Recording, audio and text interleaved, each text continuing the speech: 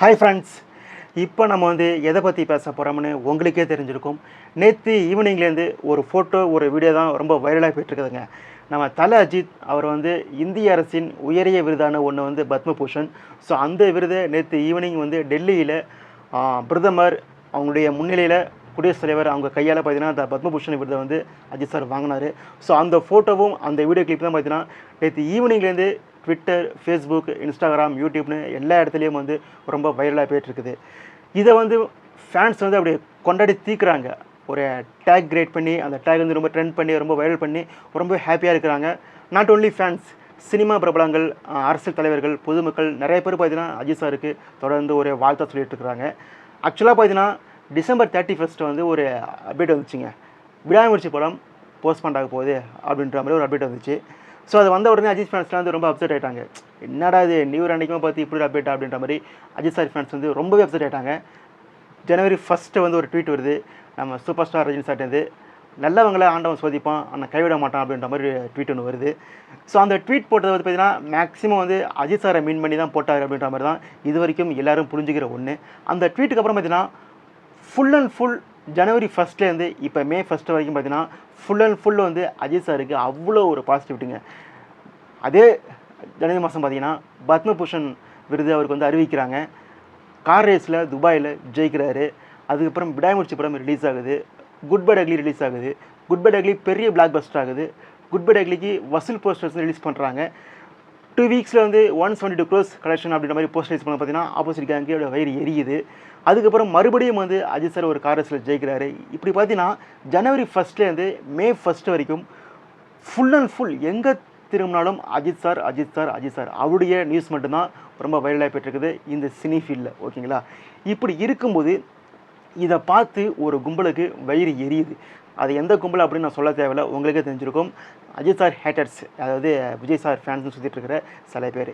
So அவங்களுக்கு வந்து ஒரு வயிறு எரியுது. என்ன பண்ணுறது தெரியல அப்படின்ற முடிக்கிறாங்க.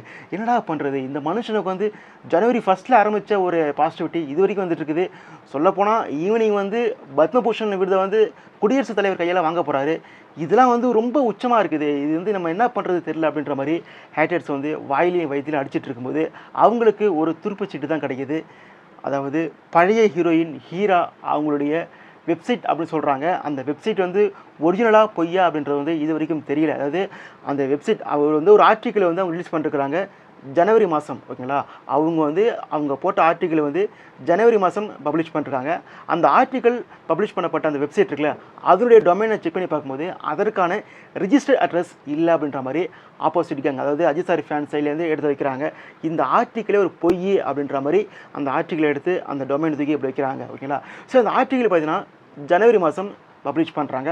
அதில் ஃபுல் அண்ட் ஃபுல்லாக வந்து அஜித் சாரை பார்த்தீங்கன்னா நெகட்டிவிட்டி. அதாவது அஜித் சார் வந்து இப்படி இருந்தார் அப்படி இருந்தார். அதாவது 25 வருஷத்துக்கு முன்னாடி, அதாவது அவர் மேரேஜ்லாம் பண்ணுறதுக்கு முன்னாடி அவருடைய ஒரு 25 வயசு, ஒரு 24 வயசு, 26 வயசு இருக்கும்ல, அந்த வயசில் அவர் பண்ண ஆக்டிவிட்டீஸை பற்றி ஃபுல் அண்ட் ஃபுல் ஃபேக்காக வந்து அப்படியே ஒரு ரொம்ப நெகட்டிவிட்டியாக க்ரியேட் பண்ணி அந்த அவர் வந்து பெண்களை மதிக்கலை, அவர் வந்து பெண்களை வந்து ஒரு சர்வெண்ட்டாக பார்த்தாரு, அவர் வந்து ஆப்ரேஷன்லாம் பண்ணிக்கவே இல்லை, ஆப்ரேஷன் பண்ணலாம் பொய், ஒரு சிம்பத்தி க்ரியேட் பண்ணுறதுக்கு பண்ணாங்க அப்படின்ற மாதிரி ஃபுல் அண்ட் ஃபுல் நெகட்டிவிட்டி. அது வந்து ஹீராவே அந்த ஆர்டிக்கிளை பப்ளிஷ் பண்ணாங்களா இல்லை வேறு யாராச்சும் திட்டமிட்டு ஹீரோ நம்ம யூஸ் பண்ணி ஃபுல் அண்ட் ஃபுல் நெகட்டிவிட்டியாக ஒன்று எழுதி அதை வந்து பப்ளிஷ் பண்ணாங்களா அப்படின்றது வந்து இது வரைக்கும் கன்ஃபார்ம் ஆகலை. அது ஹீராவே வெளியே வந்து பேசினா மட்டும்தான் கன்ஃபார்ம் ஆகும். ஓகேங்களா? ஏன்னா அந்த ஆர்டிகல் வெளியிடப்பட்ட அந்த டொமைன் இருக்குல்ல, அது ஃபுல் அண்ட் ஃபுல் ஃபேக்கு. அதுக்கான ரிஜிஸ்டர் அட்ரஸ் யாரும் இல்லை. ஒரு ஹீரோயின் அதை வந்து பப்ளிஷ் பண்ணுறாங்கன்னா அவங்க பேரில் ரிஜிஸ்டர் பண்ணிருப்பாங்க. சுத்தமாக அந்த ரிஜிஸ்டர் அட்ரஸ் இல்லவே இல்லை அந்த டொமைனுக்கு. ஓகேங்களா? ஸோ அப்படி இருக்கும்போது அந்த ஆர்டிகல் ஜனவரி மாதம் வந்த அந்த ஆர்டிகளை தூக்கிட்டு இப்போ வரானுங்க ஒரு குரூப்பு. இந்த ஆர்டிகளை இப்போ பப்ளிஷ் பண்ணுற அளவுக்கு இங்கே இருக்கிற விஜய் ஃபேன்ஸுக்கு அறிவு சுத்தமாக கிடையாதுங்க.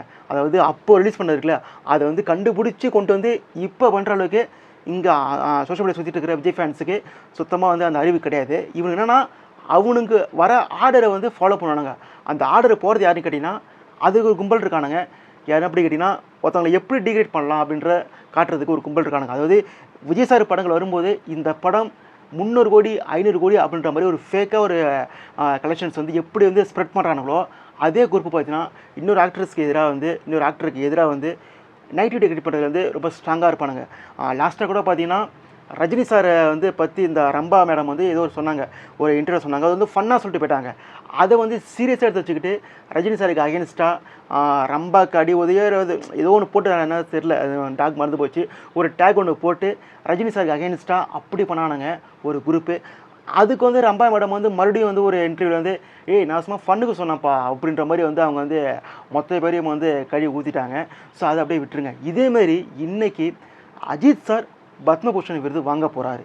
இது எப்படியாச்சும் நம்ம வந்து அஜித் சாருக்கு அகேன்ஸ்டாக வந்து ஒரு நெகட்டிவிட்டி கிரியேட் பண்ணி அவர் மேலே வந்து ஒரு பேட் மார்க் வந்து நம்ம கிரியேட் பண்ணோம் அப்படின்ற மாதிரி பிளான் பண்ணி ஜனவரி மாதம் பப்ளிஷ் பண்ண அந்த ஆர்டிக்கல் இருக்குல்ல, அதை தூக்கிட்டு இன்றைக்கி வரானுங்க. ஸோ அந்த ஆர்டிக்கலை வந்து மார்னிங்லேருந்து போகிறானுங்க. பார்த்தீங்களா, அஜித் வந்து இவ்வளோ மோசமானவர், இவ்வளோ கெடுதல்ஸ் பண்ணிட்டாரு, இவ்வளோ வந்து ஒரு எப்படி சொல்கிறது, பெண்களை வந்து மதிக்கவே இல்லை அப்படின்ற மாதிரி மொத்த அடிமை கூட்டமும், அதாவது அந்த மேல்மட்ட கூட்டம் இருக்குல்ல, அந்த ரூட் மாதிரி ஒரு கும்பல் இருக்குது, அவனுங்க வந்து சொல்கிற அந்த இன்ஸ்ட்ரக்ஷன் இருக்குல்ல, அதை ஃபாலோ பண்ணுற இந்த அடிமை கூட்டம் இருக்குல்ல, அதாவது விஜய் ரீசன் சொல்லிட்டு இருக்க தற்கொலைகள் இருக்குது, அந்த தற்கொலையை பார்த்தீங்கன்னா அதை அப்படியே பப்ளிஷ் பண்ணுறானுங்க. அதுக்கு வந்து டேக்லாம் வேறு ஓட்டுறானுங்க. டேக்லாம் ஓட்டி வந்து இது அஜித் சாருக்கு வந்து டிகிட் பண்ணுறாங்களாம். அஜித் சாரை பற்றி வந்து அசிங்கமாக பேசி அஜித் சார் இருக்கிற அந்த ஜென்டில்மேன் அப்படின்ற ஒரு இமேஜ் இருக்குல்ல, அதை வந்து காலி பண்ணுற அப்படின்னு சொல்லிட்டு இதை பண்ணிட்டு இருக்கானுங்க. ஆனால் பாருங்கள், அதை வந்து அவனுங்க மட்டும் தான் பண்ணானுங்க, ஆப்போசிட் யாரும் கண்டிக்கவே இல்லை. எந்த ஒரு நார்மல் பீப்புளும் எந்த ஒரு யாருமே கண்டிக்கவே இல்லை. ஒன்று உள்ளி விஜய் ஃபேன்ஸ் அப்படின்னு சுற்றிட்டு இருக்கிற சில தற்கொலை மட்டும் தான் வந்து இந்த வேலையை பார்த்துட்டு இருந்துச்சு. ஓகேங்களா, இது வந்து பப்ளிஷ் பண்ணதுக்கப்புறம் பார்த்தீங்கன்னா டைரக்டர் சரண் இருக்கார்ல, அவர் வந்து ஒரு போஸ்ட் போடுறாரு. என்ன போஸ்ட் போடுறான்னு பார்த்தீங்கன்னா, அஜித் சாருக்கு ஆப்ரேஷன் பண்ணது உண்மை தான், அவர் வந்து எந்திரிக்க முடியாத இடத்துல வந்து படுத்து கிடந்தார் ஹாஸ்பிட்டலில். அப்போ நான் போய் பார்க்குறப்போ, சரண் நான் திரும்ப வந்துடுவேன், ஒரு பக்காவான ஒரு ஆக்ஷன் ஸ்டோரி வந்து ரெடி பண்ணுங்க அப்படின்ற மாதிரி அஜித் சார் சொன்னார் அப்படின்ற மாதிரி சரண் வந்து ஒரு போஸ்ட் போட்டிருக்காரு.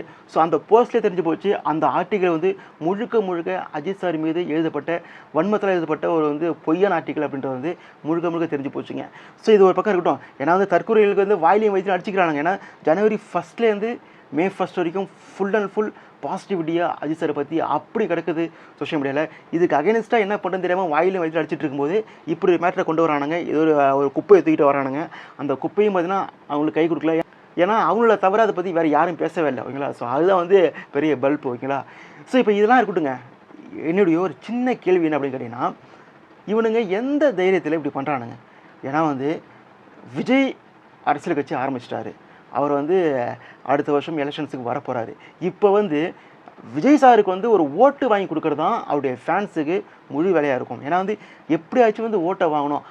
அவரே பார்த்தீங்கன்னா எல்லாத்தையும் மறந்துட்டு தான் கோட் படத்தில் அஜித் சார் ரெஃபரன்ஸ் வைக்கிறாரு, அப்புறம் ரஜினி சாரை பற்றி பேசுகிறாரு. இதுமாரி பார்த்தீங்கன்னா அவரே வந்து எல்லாத்தையும் மறந்துடுவோம், சமாதானமாக போவோம் அப்படின்ற மாதிரி அவரே பிளான் பண்ணி தான் ஒன்று பண்ணுறாரு. ஆனால் இவனுங்க வந்து இன்னமும் வந்து அரசியல் தெரியாமல் சின்ன தற்கொலைகளாக, சினிமா தற்கொலைகளாக, இன்னும் சின்ன சின்ன பசங்க என்ன பண்ணுறாங்க கேட்டிங்கன்னா, இருக்க விஜய் மேலே ஒரு ஹேட்டை வந்து அதிகப்படுத்திட்டே போயிட்டுருக்கானுங்க.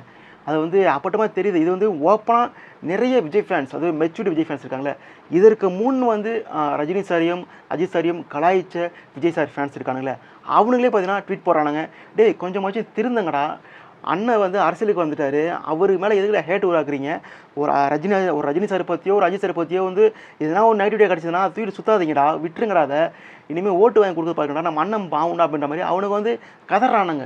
டேய் இப்படி ஏன்டா இப்படி பண்ணிட்டுறீங்க, இப்படி நீங்கள் பண்ணினா அண்ணனுக்கு ஓட்டே விடாதுடா, இருக்க ஹேட்டர் அதிகமாகும் அப்படின்ற மாதிரி அவனுங்க கதறானுங்க. அதுதான் உண்மை. ஏன்னா இப்படி பண்ணாங்கன்னா எப்படி யார் ஓட்டு போடுவாங்க?